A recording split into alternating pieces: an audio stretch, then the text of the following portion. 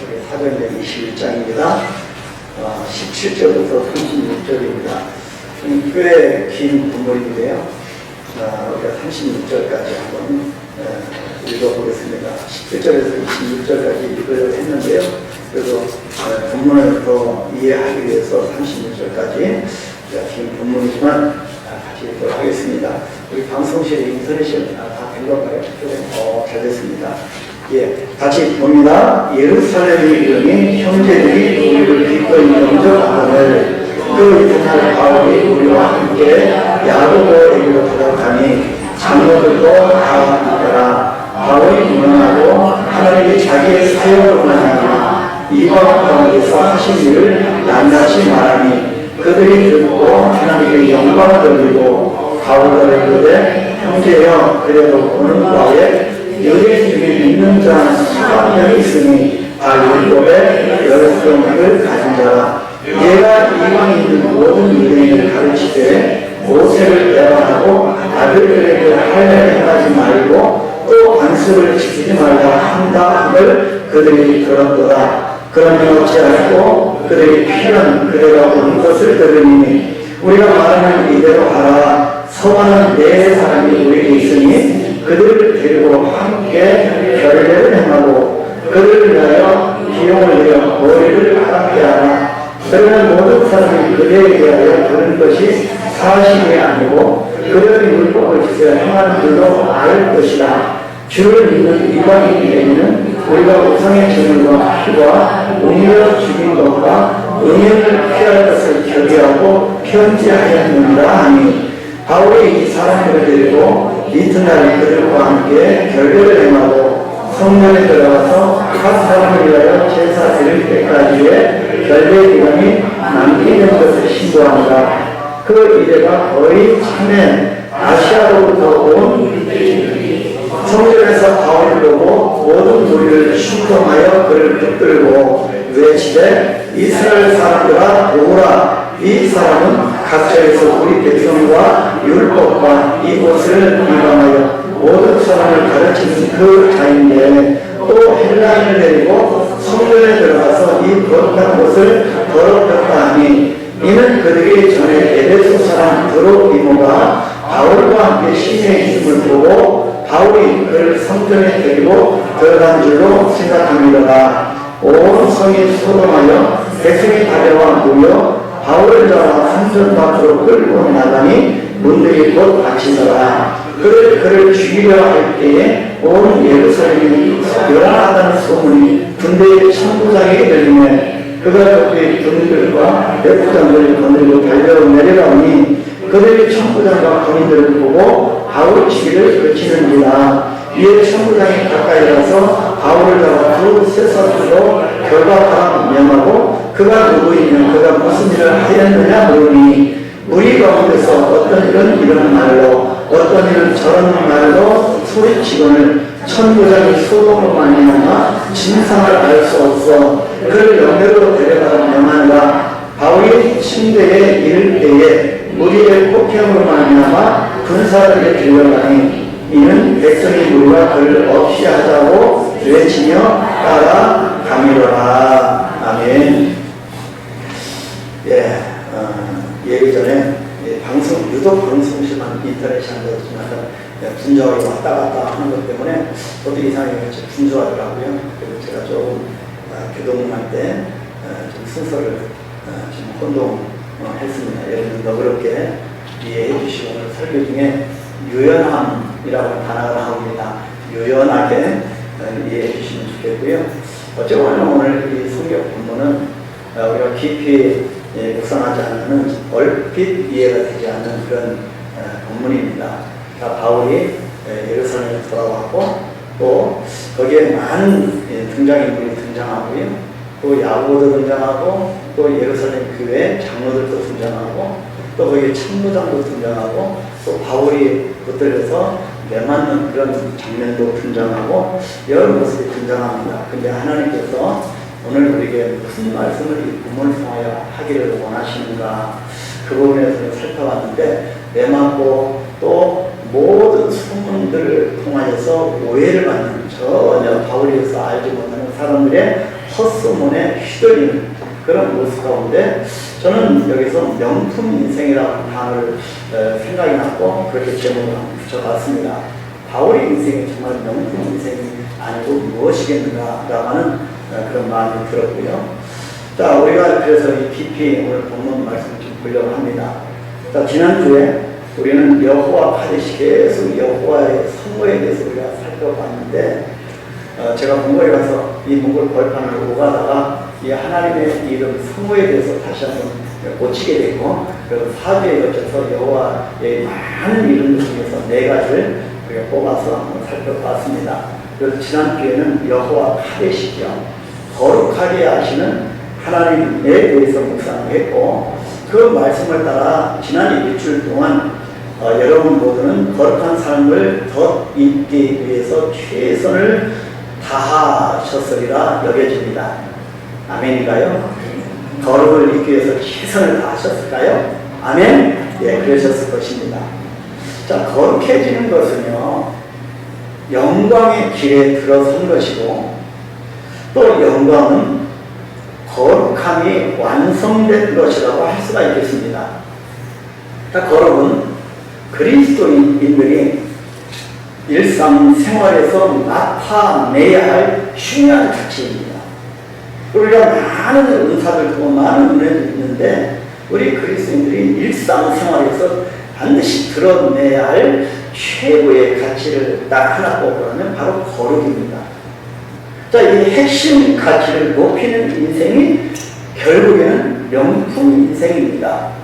뭐 많은 메이커 있는 것으로 몸에 치장하고 그래서 명품으로 명품 가방을 들고 명품 옷으로 치장하는 것이 명품 인생이 아니고 이런 핵심 가치를 높이는 인생이 명품 인생입니다. 자, 그래서 오늘 본문은 명품 인생을 살았던 인물 중에 바울의 삶을 지금 부각시키고 있습니다. 그래서 우리의 모든 관점을 우리가 패러다임을 바꾸지 않으면 바울이 왜 명품 인생인가? 두들겨서 매맞고 그렇게 환란을 당하고 왜 무슨 명품 인생인가? 그렇게 잘 이해가 되지 않을 겁니다. 그런 의미에서 저는 당당하게 저도 명품 인생이라고 하나님 앞에 한번 고백을 하면서 그렇게 기도를 해봤습니다. 자, 그래서 드디어 사도 바울과 그의 동료들은 예루살렘에 입성했습니다. 자, 1차, 2차, 3차 선교 여행을 마치고 예루살렘으로 향하던 바울은 예루살렘에서 고난이 있고 체포가 기다리고 있다고는 경고를 여러 번 받았습니다. 가지 말라. 네가 체포당할 것이다. 박해가 올 것이다. 감옥에 갈 것이다. 기다릴 것이다. 여러 번 그 경고의 메시지를 들었습니다. 어떤 사람들은 그래서 그에게 가지 말라고 전했지만 바울은 오히려 이 경고를 주님께서 자신에게 임박한 고난에 대비하라고 하는 권고로 받아들였습니다. 그래서 바울의 고백은 이렇습니다. 바울은 하나님이 주신 고난을 결코 회개하지 않았습니다. 그러니까 우리는 될 수 있는 대로 예수 믿는 것, 우리가 이 시대에 우리가 예수 믿으면 우리가 평온이 오고 샬롬이 오고 축복이 오고 그래서 그것을 기도의 최대의 기도적으로 삼기도 합니다. 근데요, 우리가 얼마나 하나님 앞에 은혜를 받으면 만족할 것이며 우리가 하나님의 축복을 받으면 얼마나 만족할 것입니까? 여러분, 하나님이 이미 우리에게 은혜와 복을 주셨습니다. 예수 그리스도를 우리에게 주셨으면 다 주신 거 아니겠습니까? 독생 성자 자신의 하나밖에 없는 아들 십자가에 죽기까지 우리의 모든 죄를 담당시킨 것 외에 무엇이 축복이겠습니까? 그러면 들어오면 끊임없이 끊임없이 복을 주시지요. 끊임없이 끊임없이 요구합니다. 근데 바울의 관점은 달랐다는 거지요. 얼마나 하나님의 은혜를 주시면 만족하겠습니까? 여러분, 바울의 고백이 이렇습니다. 우리 한번 같이 인터넷이 되니까 같이 고백하는 사도행전 20장 안 돼요? 제가 여러분을 읽어드립니다. 사도행전 20장 바로 전장입니다. 23절부터 24절 다시 읽겠습니다. 오직 성령이 각 성에서 내게 질문하여 결박과 환난이 나를 기다린다 하시나 내가 달려갈 길과 주 예수의 받은 사명 곧 하나님의 은혜의 복음을 증언하는 일을 마치려 하면 나의 생명조차 적어도 귀한 것으로 여기지 아니하니라. 아멘. 아멘. 여러분, 이것이 어떻게 가능했을까요? 이런 고백이 어떻게 나올 수 있을까요? 바울은 하나님의 약속을 믿었기 때문입니다. 그래서 9월달 믿음의 달입니다. 믿음이 모든 사는 시작의 시점입니다. 바울은 하나님의 약속을 믿었습니다. 하나님은 약속을 지키시고 실수가 없으신 분이시므로 바울은 하나님의 약속을 신뢰하게 됐고요. 우리 새벽기도에도 신뢰에 대해서 나왔습니다. 그래서 하나님 앞에서 결단한 것입니다. 나의 달려갈 길은 주 예수께 받은 사명 외에는 없다는 겁니다. 어떤 핍박이 와도 어떤 고난이 와도 멈추지 않을 것이라는 결단입니다. 이 은혜의 복음을 증언하는 일을 마치려 하면 나의 생명조차 조금도 귀한 것으로 여기지 않겠다. 여러분, 우리 조금만 몸이 다이어트가 와도 얼마나 예배하는 것을 그만이 합니까? 그런데요, 나의 생명조차 조금도 귀한 것을 여기지 않겠다라는 바울이 그런 고백을 합니다. 이 결단이 바울의 사명 선언문이었습니다. 여러분 기억나시나요? 혹시? 이 하나님에서 하나님의 일을 하기 전에 마지막 사도행전이 인생 목적 선언문이었습니다. 바울이 자기의 사명 선언문을 한 겁니다. 인생의 목적이 무엇인가? 복음입니다. 바울은 진정으로 후회 없는 삶을 살았던 겁니다. 바울은 성령의 인도하심을 받았고요. 주저함 없이 하나님을 향하여서 굳건히 걸어갔습니다. 이것이 명품 인생의 특징입니다. 바울의 명품 인생처럼 우리도 명품 인생이 되기를 소망합니다. 자, 첫 번째, 우리가 좀 이 성경을 쭉 단락별로 한번 보겠습니다. 예루살렘 입성을 했는데 그 이후에 나타난 상황을 기록하고 있습니다. 어떤 상황일까요? 바울에게 예루살렘 입성은 근 20년 만에 고향으로 돌아온 셈입니다. 정말 장구한 세월입니다. 형제들은 그를 영접하면서 다음날 바울을 데리고 예루살렘 교회 수장인 야고보와 장로들을 만났습니다. 여러분 한번 이해를 돕기 위해서 여러분 어렸을 때 고향을 한번 가보고 싶은 마음이 들지요. 저도 조금 이제 60대 중반이 되면서 한번 태어난 곳, 거닐었던 곳, 아니면 또 저쪽에 제가 어제 이 응안동 쪽을 갔다 왔는데요. 제가 그래서 중학교, 고등학교 나왔거든요. 근데 그렇게 하면서 많이 바뀌었어요. 근데도 옛날 다시 학창시절 좀 추억하면서 학교를 한번 가보고 싶다는 마음이 들었는데 뭐 시간상 못 갔는데요. 자꾸 이 과거를 추상하게 됩니다. 근데 만 20년 만에 고향으로 지금 예루살렘으로 입성하는 겁니다. 바울의 마음이 얼마나 들떴겠습니까? 뜨거움이 있었을 겁니다. 기대감이 있었을 겁니다. 그 자리에서 이 예루살렘 교회 수장인 야고보와 장로들을 만나게 된 겁니다. 이 자리에서 바울은요, 하나님께서 자신을 통해 행하신 모든 일들, 그간 1차, 2차, 3차 선교 이 원정길을 통하여 만났던 성령의 역사를, 하나님의 행하신 모든 일을 아주 기쁘게 감격적으로 그들에게 보고하였습니다. 그것이 본문 17절 19절이죠. 예루살렘에 이르니 형제들이 우리를 기꺼이 영접하거늘 그 이튿날 바울이 우리와 함께 야고보에게로 들어가니 장로들도 다 있더라. 바울이 무난하고 하나님이 자기의 사역으로 말미암아 이방 가운데서 하신 일을 낱낱이 말하니, 여러분 선교복은요 자기가 했던 업적을 말하는 것이 아닙니다. 하나님께서 하신 일을 보는 겁니다. 그래서 제가 이 몽골을 단기팀을 안내하면 항상 하는 얘기가 있습니다. 또 훈련할 때도 교육할 때도 항상 하는 얘기. 여러분 이 선교지에 가서 여러분 무엇을 하려고 하지 마십시오. 하나님께서 하신 일을 보기를 기대하십시오. 여러분 우리가 하면 얼마나 하겠습니까? 그래서 이 바울이 자기의 업적을 말하는 것이 아니라 하나님께서 이방 가운데서 하신 일을 지금 보고하는 겁니다. 바울의 이 열정적인 보고는 얼마나 감동적이었겠습니까? 하나님이 하신 일을 보고하는데 얼마나 뜨거웠겠습니까? 하지만 사람들의 반응은 예상과 달랐습니다. 전혀 기대와 달랐습니다. 이것이 예루살렘 입성 후에 나타난 상황입니다. 자, 이 말을 듣고 이 사람들은 하나님께 영광을 돌리기는 했습니다. 그러면서 바울에게 말했지요. 그것이 본문 20절. 그들이 듣고 하나님께 영광을 돌리고 바울과 이르되 형제여 그대도 보는 바에. 여러분, 하나님이 하시는 일을 들으면서도 거기에 초점을 맞추지 못하고 저들의 관심이 어디에 있다고요? 자, 그대로 보는 바에 유대인 중에 믿는 자 수만 명이 있으니 다 율법의 열성을 가진 자라. 하나님이 성령을 통하여 하신 일을 듣는데도 불구하고 저들의 관점은 수만 명의 유대인들에게 율법을 열심히 지켜야 한다는 그 고정관념에 사로잡혀 있는 거기에 머물고 있습니다. 이것이 저들의 믿음의 수준이었습니다.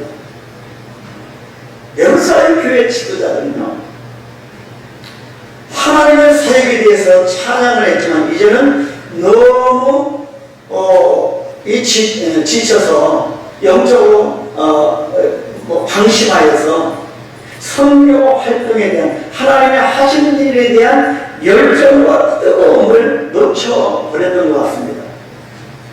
다 율법의 열성을 가진 자라.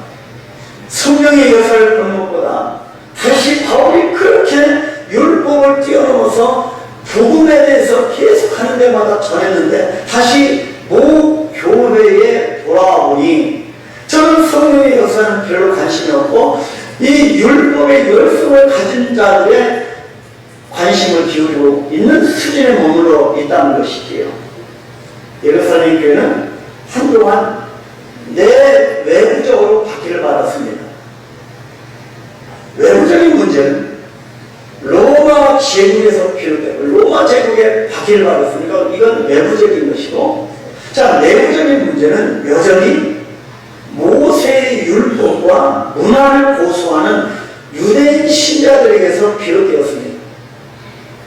이해가 되시죠? 어쩌면 기독교 유대인들에게서 뿌리 깊은 이 유대교를 뿌리 뽑으려고 하는 것보다 차라리 로마의 박해를 견뎌내는 것이 더 쉬웠을 정도였습니다.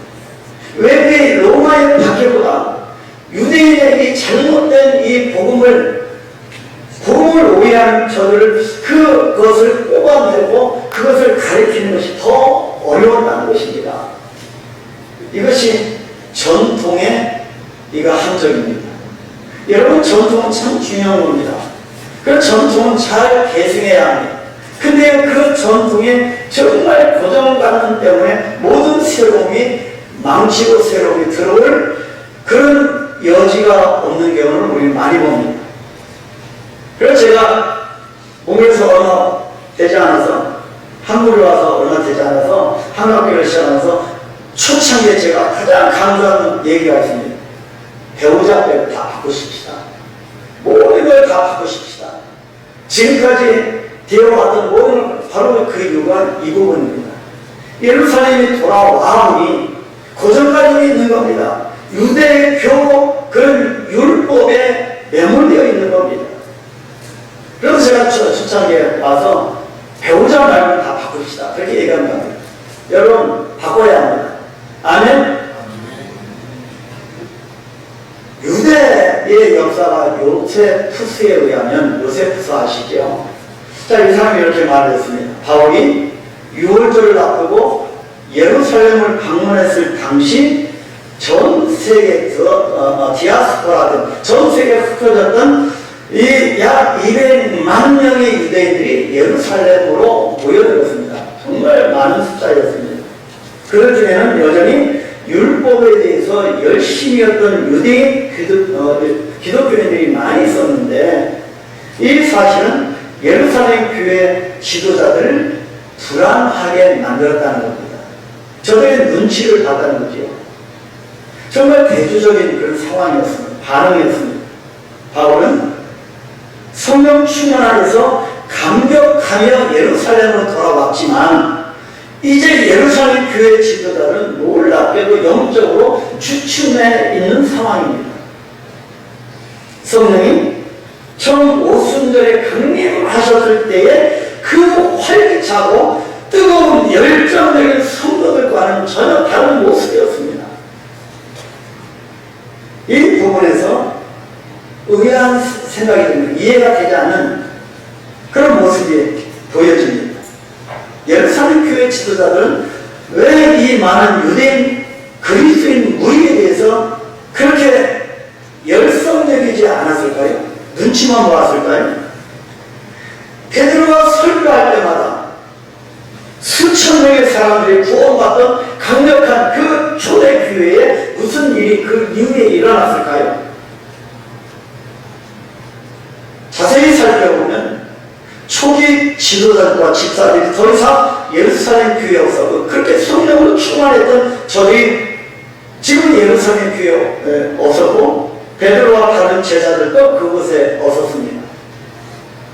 그들은 박해를 피해서 선교사로 나가서 그곳 가는 곳마다 복음을 전했고 결국 이방 세계 곳곳에서 순교를 당하였습니다.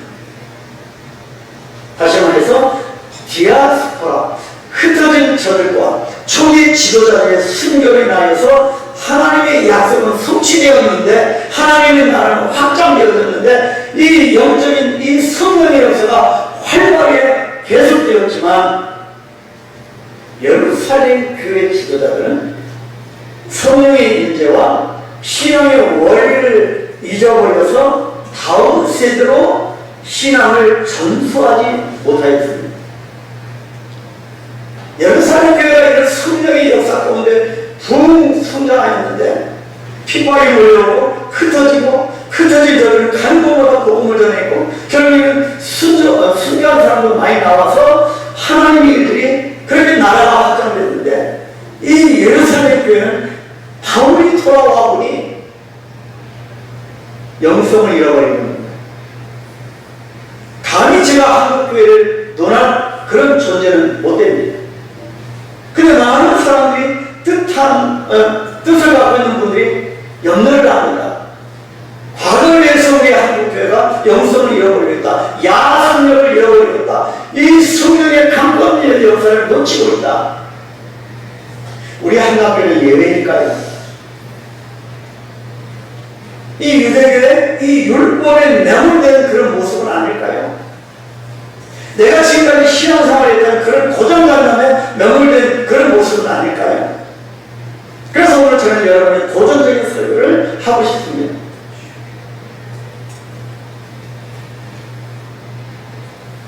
하루에 5,000명이 회개하고 구원을 받는 것을 보던 예루살렘 교회는 이제 예루살렘에 모인 군중을 두려워하고 있을 뿐입니다. 교회 지도자도 장로들도 마찬가지입니다.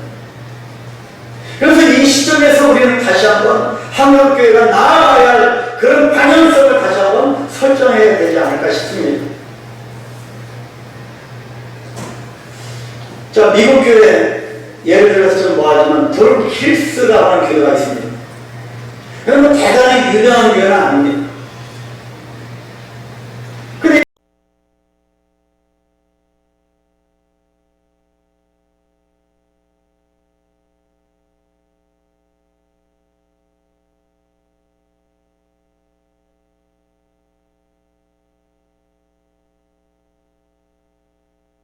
에서 신앙을 되찾다입니다. 여러분 아시다시피 미국은 이 영국의 청교도들이 정말 신앙을 똘똘 뭉친 믿음의 사람들이 신대륙을 발견하여 이 미국 땅을 이렇게 세웠습니다. 정말 가는 곳마다 자기 집보다 먼저 교회를 세웠고 가는 곳마다 농사에서 그 수확물을 하나님께 올려드렸습니다.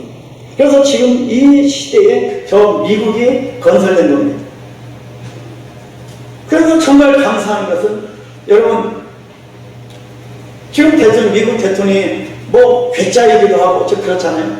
그럼에도 불구하고 한 가지 하나님 붙들고 일하시는 것은 저는 한 가지 여러분, 이 미국 사회가 얼마나 다양합니까? 근데도 이 대통령이 나서서 이 모든 사람의 성은 딱 두 가지만 있습니다. 다른 성은 인정하지 않습니다. 남자와 여자만 인정합니다. 여러분, 쉬운 문제 아니었습니까? 얼마나 큰 도전이 왔겠습니까? 최근에 그 측근인 그 아주 젊은 사람이 총살을 당했잖아요. 그런 나라입니다. 그럼에도 불구하고 대통령이 일어나서 이 성 정체성에서 분명하게 성경적으로 얘기를 합니다. 우리 한국에도 대통령이 그런 선포를 하는 날이 오게 되길 축복합니다. 근데 그런 청교도들의 신앙을 정말 잘 개선할 뿐만 아니라 그것을 비판하기도 하였습니다. 자, 아메리칸 드림에서 신앙 대작가 플랜 목사님은 청교도 신앙을 따라서 부흥시대를, 미국의 부흥시대를 이끌었던 개신교 백인들의 교회를 비판하였습니다.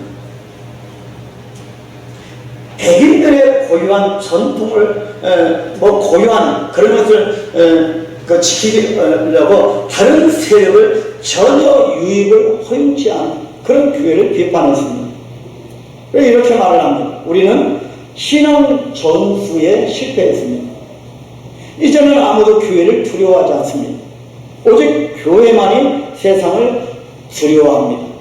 지금 예루살렘 교회가 그런 상황 아니겠습니까? 우리 한가운데는 이 세상이 우리 교회를 두려워할까요? 예수 믿는 저와 여러분을 두려워할까요? 아니면 내가 이 세상을 두려워하고 있을까요? 그래서 플랜 목사님은 그렇게 말을 하면서 6가지 도전적인 질문을 던졌습니다. 첫 번째, 나는 올바르게 믿고 있는가? 두 번째, 나는 복음을 올바르게 이해하고 있는가? 세 번째, 나는 내 의지와 노력을 버리고 하나님의 능력에 절대적으로 의지하고 있는가? 여러분, 믿음은요, 내가 할 수 있는 것처럼 여겨지는 그 아주 사소한 일까지도 하나님을 전적으로 의지하는 것, 그것이 믿음입니다. 네 번째, 나는 복음을 전파하고 제자 삼는 일에 능숙한가? 다섯 번째, 나는 다른 사람들과 기꺼이 내 소유물을 기꺼이 나누고 있는가? 이건 사도행전에서 요구하는 말씀이죠. 많은 사람들이 여기에서 걸립니다. 그죠? 그럼 저는 될 수 있는 대로 있는 것만 털어서 좀 나누려고 합니다. 저는 만약에 은퇴한다면 계속 그 선교 사역을 계속 하겠지만, 은퇴하고도 하나님 앞에 기도 제목에 제 아내와 저는 기도하는 것이, 그래도 선교사님들이나 정말 이 시골의 이 목회자들이 어렵게 사는 그 목회자들에게 찾아오면 밥 한 끼라도 대접할 수 있는 그런 물질, 그 정도는 좀 주십시오. 그렇게 기도합니다.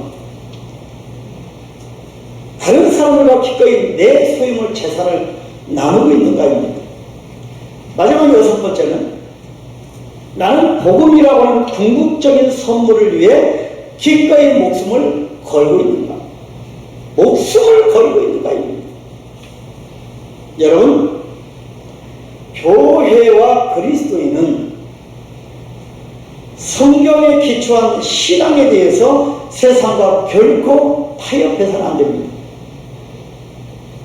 우리는 너무나 그 순간을 모면하려고 얼마나 타협합니까? 식구들과 타협하고 세상과 타협하고. 우리는 그런 의미에서 예루살렘 교회에 나타난 영적인 이 형상에서 배워야 합니다. 자, 두 번째, 사도행전의 저자인 누가는 이러한 긴장감에 대한 기록을 계속하고 있습니다. 바울의 선교 보고와 지도자들의 반응입니다. 바울의 강력한 선교 보고 이후에 지도자들인 장로들의 반응은 다음과 같았습니다. 그것이 본문 20절과 21절입니다. 다시 한번 같이 읽겠습니다. 그들이 듣고 하나님께 영광을 돌리고 바울더러 이르되, 형제여, 그대도 보는 바에 유대인 중에 믿는 자 수만 명이 있으니 다 율법의 열성을 가진 자라. 내가 이방에 있는 모든 유대인을 가르치되 모세를 배반하고 아들들에게 할례를 행하지 말고 또 관습을 지키지 말라 한다함을 그들이 들었도다. 무슨 말입니까? 그들은 예루살렘 교회 성도들 사이에 바울에 대한 소문이 돌고 있다고 하는 것을 알고 있었습니다. 어딜 가나 소문들이, 이상한 소문들이 도는 것 같습니다.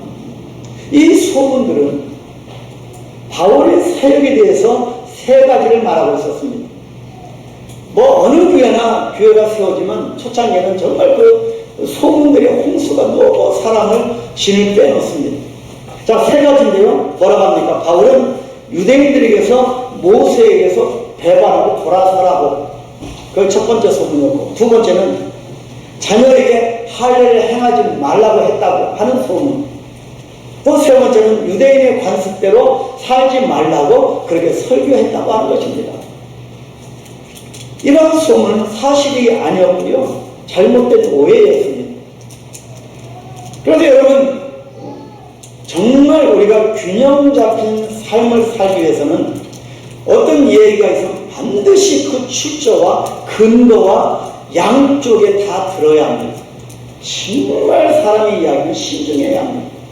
특히 이 시대는요, 정치권도 그렇고 모든 정말 홍수 시대입니다. 이 가짜 뉴스가 너무너무 많은 시대입니다. 여러분, 불안해도 않게 되기를 축복합니다. 오직 진리를 향하여서 분별력을 갖게 되기를 축복합니다. 바울은 결코 이러한 것들을 설교한 적이 없습니다. 예루살렘 교회 지도자들은 혹시 모를 충돌을 우려하여서 바울에게 다음과 같이 제안을 합니다. 이것이 지도자들의 반응이었습니다. 본문 23절 25절 다시 읽습니다. 우리가 말하는 이대로 하라. 서원한 네 사람이 우리에게 있으니 그들을 데리고 함께 결례를 행하고 그들을 위하여 비용을 내어 머리를 깎게 하라. 그러면 모든 사람이 그대에 대하여 들은 것이 사실이 아니고 그대도 율법을 지켜 행하는 줄로 알 것이라. 주를 믿는 이방인에게는 우리가 우상의 제물과 피와 목며 죽인 것과 음행을 피할 것을 결의하고 편지하였느니라. 자, 이 내용을 통해서 나실인 후보자 4명이 너무나 가진 것이 없고 가난하여서 이 결례를 행하는 이 예식 비용을 감당할 수 없다고 하는 사실을 알 수 있습니다. 그래서 지도자들이 바울에게 요청하는 거죠. 그들의 비용을 지불하고 그들과 함께 정결 의식에 참여하여서 머리를 깎으라고 하는 요청을 한 겁니다. 자, 나시민들이 머리를 깎는, 하나님 앞에 나갈 때는 정결하게 하는 의식이 있는데 머리를 깎지 않는 의식도 있고요. 자그럼 머리를 깎으라고 하는 요청을 했습니다. 제가 이 말씀을 묵상하면서 나도 머리를 깎아야 되겠다. 이 바울에 대해서 설교하는데 나도 행동을 보여야 돼서 어제 가서 저도 머리를 깎았습니다. 자, 이것은요, 자기 자신이 모세율법을 어기지 않았다고 하는 인상, 이미지를 사람들에게 주기 위한 것이었습니다. 자, 여러분, 이런 말도 되지 않는 요구가 여러분 이해되십니까? 우리가 살다보면 말도 되지 않는 그런 요구를 우리가 받을 때도 있습니다. 그런데 놀랍게도 보통 사람 같으면 이 말도 되지 않는, 이해되는 이 요청을 거절할 수 있을 텐데 지금 바울은 놀랍게도 이 제안을 받아들입니다. 왜 받아들였을까요? 본문 26절. 이튿날 바울은 그 사람들을 데려가서 그들과 함께 자신을 정결하게 했다는 것입니다. 그리고 정결 예식 기간이 끝나고 각 사람을 위해서 제물을 바칠 날짜를 알리려고 성전에 갔다고 기록합니다. 자, 보고하였죠. 자, 여기서 우리는 바울의 양면성을 봅니다. 여러분, 안 좋은 부정적인 의미의 양면성은 좋은 의미에서 양면성입니다. 하나는 고난과 박해와 체포에 대한 분명한 경고에도 불구하고 예루살렘에서 목숨을 걸겠다고 하는 강인한 의지이고, 다른 하나는 영적으로 나약해진 예루살렘 교회 지도자들이 새로 개종한 유대 그리스도인들과 극단주의 유대인들을 달래기 위해서 전통적인 이 모세율법대로 정결 예식을 행하도록 제안했을 때 바울이 기꺼이 그 제안을 협력하고 유연하게 대처한 것입니다. 여러분, 이것이 바울의 양면성, 강인함과 유연함입니다.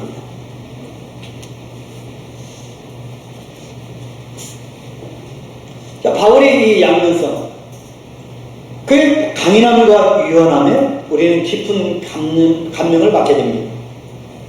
바울은 마치 아주 단단한 마디가 있는, 그리고 유연한 줄기를 가진 대나무를 떠올리게 합니다. 이 대나무를 좋아하는 분 중에서요, 옛날에 현대 왕회장이신 정주영 회장님이 대나무를 좋아하셨대요. 저도 대나무 좋아하고 소나무를 좋아하는데요, 아주 단단하고 쫙 뻗은, 아주 심지가 곧은 그런 이미지가 있기 때문입니다. 자, 바울의 삶을 묵상할 때 저는 그를 명품 인생이라고 부르고 싶은 아주 강력하게 이 충동을 느껴서 제목도 그렇게 붙인 겁니다.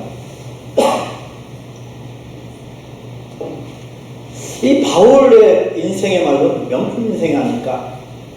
여러분, 명문 가문을 일으키기 원하십니까? 여러분, 문종을 통하여서 복음으로 일으키는 것이 명품 가문입니다. 명품 인생이 되기 원하십니까? 믿음에 부유한 자가 되어야 합니다. 자, 바울은 상대의 움직임을 예측할 수도 있고요. 여러분, 수없이 1차, 2차, 3차 수없는 바퀴를 통하여 수없는 성령의 역사 가운데 얼마나 단단해졌겠습니까? 그럼 미래를 예측할 수 있는 분별력, 예지력도 생겼고, 그리고 미래에 펼쳐질 일도 알고 있었습니다. 그러나 내가 미래에 다 펼쳐질 알았기 때문에 내가 가면 잡힐 것이다. 그것도 예측을 했습니다. 그럼에도 불구하고 계획을 바꾸지 않았습니다. 사도행전 21장 13절을 보면 뭐라고 했습니까? 바울이 대답하되 여러분이 어찌하여 울어 내 마음을 상하게 하느냐? 나는 주 예수의 이름을 위하여 결박당할 뿐 아니라 예루살렘에서 죽을 것도 각오하였노라. 아멘. 이것이 명품 인생을 살아가는 자의 고백입니다. 바울이 이런 고백을 어떻게 할 수 있었을까요? 미래를 내다볼 수 있었기 때문입니다. 두려워하거나 낙담하지도 않았고 결코 세상과 타협하지도 않았습니다. 이유는 하나님의 약속을 믿었기 때문입니다. 그래서 9월달 우리 믿음의 달입니다. 하나님의 약속, 하나님의 나를 향하신 분명한 그 언약, 그것을 믿었기 때문에 바울은 멈출 수가 없었습니다. 요한복음 16장 33절 하반절에 이렇게 말씀합니다. 세상에서는 너희가 환난을 당하나 담대하라, 내가 세상을 이겼노라. 주님이 이기신 세상을 우리가 살아갑니다. 무엇이 두렵겠습니까? 그래서 하나님의 약속을 믿는 사람은 누구나 명품 인생을 살아갈 수 있습니다. 바울은 한때 강인한 성품으로 사역했습니다. 성령 충만을 받고 곧바로 움직이면서 정말 성령의 불바다가 이루어지고 그런 강인한 성품으로 사역을 했습니다. 하지만 이제는 예루살렘 교회의 안타까운 영적인 상황 가운데서도 이 지도자들이 말도 되지 않는 제안을 듣고도 유연함으로 그대로 받아들인 겁니다. 이유는 지도자들과 함께 다른 사람들과 함께 주님의 몸된 교회를 세우기 위함이었습니다. 그래서 이 로마서를 볼 때도요, 처음부터 쭉 읽어보면 후반부에 가면 바울의 또 사역의 모습을 보면 바울의 초창기 사역보다 후반기 사역을 보면 강인함과 함께 유연함이 추가가 됩니다. 예전에는 바울이 성격상 다른 사람들을 돕는 삶을 살지 못했기 때문에 지금 지도자들의 제안에 대해서 논쟁하거나 이의를 제기하는 모습을 보여줘야 맞을 겁니다. 과거 같으면, 사역 초창기 같으면 대적하고 논쟁하고 맞서고요. 그렇게 했습니다. 그래서 지금도 이 제안에 대해서 거절하거나 거기에 대해서 논쟁을 벌일 만합니다. 하지만 이제 바울은 논쟁하지 않고 기꺼이 그 제안에 동의하면서 강인한 주인공이 아닌 조력자 역할을 하는 자신의 역할에 충실히 수행하는 모습입니다. 바로 이것이 중요한 부분인데, 여러분 정말 7, 8년 동안 열심히 주방에 봉사한 여러분 어떠십니까? 한편으로는 좀 편한 마음도 들면서 한편으로는 뭔가 좀 아쉽고, 그리고 뭔가 좀 손이 자꾸 이렇게 움직이고 싶고 그런 마음도 드실 겁니다. 근데요, 옛날처럼 강인함으로 앞서서 사역하는 것보다 이제 하나님이 그래 뒤에서 조력자로 그렇게 돕는 역할을 하라고 하시는 이것을 우리가 한번 살펴보면서 실컷 이 여호수아와 이 젊은 그룹들의 그 활동에 대해서 우리가 조력하는 유연함을 갖는 우리가 되길 소망합니다. 아멘. 자, 이것입니다. 바울의 사역의 후반부는 강인함보다 유연함이 그런 모습이 더 많이 보인 겁니다. 그래서 나이가 들면 들수록요, 집에서도 남자들도 마찬가지고 유연함이 더 있게 되기를 축복합니다. 자, 바울의 고백을 한번 들어보겠습니다. 고린도전서 2장 20절인데요. 유대인들에게 내가 유대인과 같이 되는 것은 유대인들을 얻고자 하며 율법 아래 있는 자에게는 내가 율법 아래 있지 아니하나 율법 아래 있는 자 같이 된 것은 율법 아래 있는 자를 얻고자 하며. 과거 같으면 속되말로 얄짤 없었습니다. 전혀 근데 지금은 그 상황에 따라서 맞춰가는 유연함을 갖고 있는 바울의 모습입니다. 바울의 고백은 유대인들에게만 국한된 것이 아니었습니다. 고린도전서 9장 19절에 보니까 내가 모든 사람에게서 자유로우나 스스로 모든 사람에게 종이 된 것은 더 많은 사람을 얻고자 합니다. 여러분, 바울이 스스로 종이 될 사람입니까? 이 강력한 성품입니다. 근데 스스로 모든 사람에게 종이 된 것은 더 많은 사람을 얻고자 함이라고 했습니다. 여러분, 우리는 더 많은 사람을 얻어야 합니다.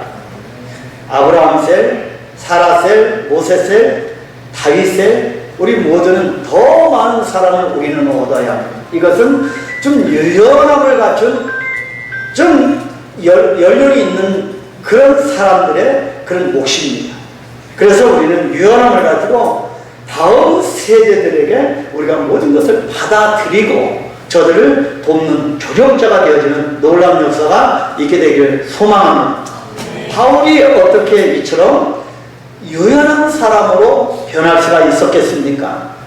하나님께서 자기를 위해서 얼마나 오래 참으셨는지를 깨달았기 때문입니다.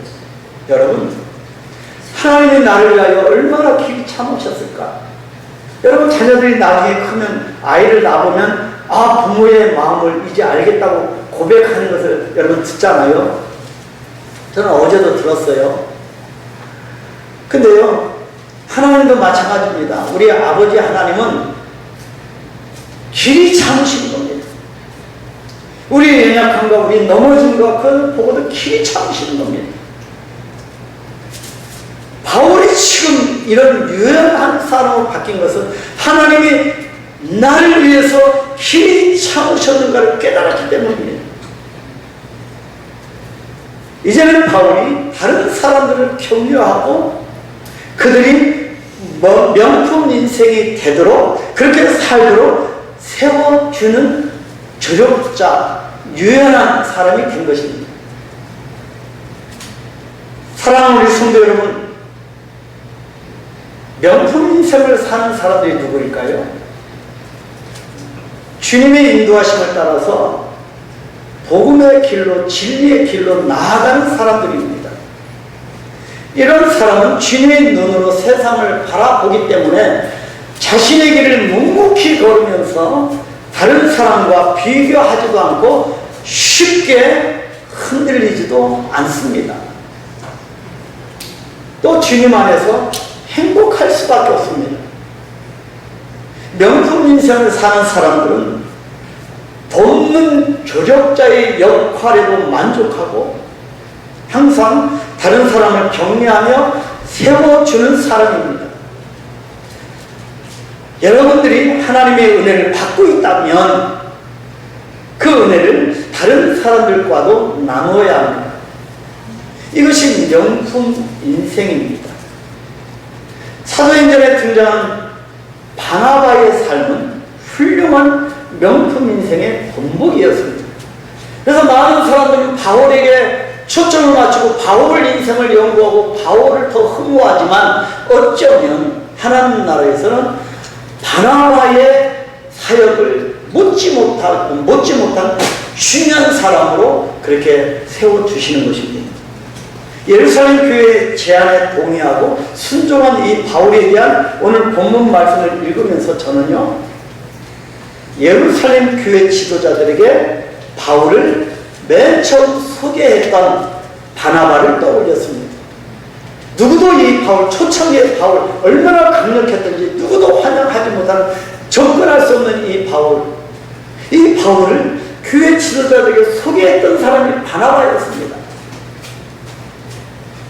한때 논쟁을 잘하던 바울은 이제 사람 만나기만 하는 논쟁을 했던 이 바울은 이제 바나바처럼 다른 사람들을 격려하고 돕는 사람이 되었습니다. 우리 좀 약간 내가 나이가 좀 약간 60대가 좀 넘었다는 분들은 그 신앙이 열리면 얼마나 소중한 그 보배와 같은 그 경륜과 신앙의 열륜, 그것을 다른 사람을 세우는데 사용했으면 좋겠습니다. 로마서 14장 18절과 19절에 보니까 이로써 그리스도를 섬기는 자는 하나님을 기쁘시게 하며 사람에게도 칭찬을 받느니라. 그러므로 우리가 화평의 일과 서로 덕을 세우는 일을 힘쓰나니, 그렇게 말씀합니다. 여러분, 로마서 14장 15장은 로마서의 막바지입니다. 바울이 막바지에 어떤 사람으로 바뀌었는지 이 말씀을 통하여 볼 수가 있습니다. 하나님을 기쁘시게 하는 사람에게도 칭찬을 받는다 합니다. 화평의 일과 서로 덕을 세우는 일을 힘쓴다고 합니다. 자, 15장, 로마서 15장 다 같이 있습니다. 믿음이 강한 우리는 마땅히 믿음이 약한 자의 약점을 담당하고 자기를 기쁘게 하지 아니할 것이다. 아멘. 여러분, 아브라함, 사라, 또 모세, 다윗은 믿음이 강한 분들입니다. 믿음이 연약한 사람이 오면 최선을 다해 그 사람을 세우고 섬기고 조력하는 그런 멋진 명품 사역을 감당하게 되기를 축복합니다. 예상치 못한 어려움을 당하면 우리는 대개 동요하고 또 우리가 두려워합니다. 하지만 어떤 어려움 속에서도 우리는 믿음, 하나님의 약속, 그리고 은혜의 근본적인 원리를 굳게 붙잡아야 합니다. 우리도 바울처럼 이해되지 않고 불쾌한 제안을 받았을 때 공동체의 비전과 연합을 위해서 내 생각이나 의견을 기꺼이 내려놓아야 할 줄 알고요, 강인함의 주도적인 역할뿐만 아니라 유연함의 조력자 역할도 할 줄 알아야 합니다. 가정에서도 마찬가지고요, 생업의 현장에서도 마찬가지입니다. 이것이 바로 은혜로운 명품 인생이고 풍성한 축복의 삶으로 나아가는 길입니다. 믿으시기를 축복합니다. 우리 한번 기도하겠습니다. 난해한 본문이지만 결국에는 바울을 바꿔가시는 하나님, 결국에는 바울의 모습을 통하여 우리의 모습도 바꿔가시는 하나님, 이제는 믿음의 날을 맞이해서 믿음이 점점 익어가기를 원하시는 하나님, 믿음의 부유한 자가 되기를 원합니다. 믿음으로 하나님의 하시는 일을 보기를 원합니다. 매너리즘에 빠져서 이 전통이 있는 예루살렘 교회 지도자들이 그렇게 영성을 잃어버린 모습이 아니라 우리는 열정적인 바울의 강인함과 유연성을 가진 그런 온유한 자가 되어서 조력자로서 주님의 이 몸된 교회를 세워나가고 다른 사람을 세워나가는 그런 믿음의 경륜자가 되어 있도록 축복해달라고 우리 한번 여기서 기도하겠습니다. 오 하나님 아버지여 감사합니다. 시대의 흐름을 읽으며 시대의 벽보를 읽으며 하나님이 이루어가시는 시대의 역사를 우리가 읽으며 우리가 해야 할 일이 무엇인가를 깨닫는 하나님 명품 인생 명품 신앙을 갖는 우리가 되어 수 있도록 축복하여 주옵소서. 환난에 기다리고 핍박에도 밀려오고 하나님의 상황이 여의치 않다 할지라도 우리가 물러나지 아니하고 두려워하지 아니하고 우리가 강인함과 또 유연성을 가지고 우리가 믿음을 가지고 나아갈 수 있도록 축복하여 주옵소서.